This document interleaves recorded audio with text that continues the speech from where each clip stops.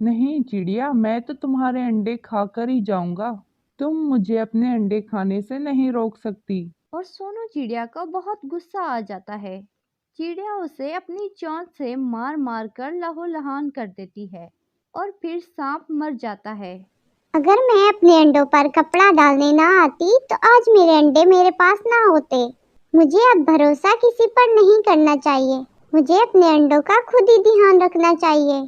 प्यारे दोस्तों, इस कहानी से हमें ये सीख मिलती है, कभी भी अपने दुश्मनों पर भरोसा नहीं करना चाहिए। प्यारे दोस्तों, हमारी कहानी पसंद आए तो हमारी वीडियो को लाइक करें और हमारे चैनल को सब्सक्राइब करें।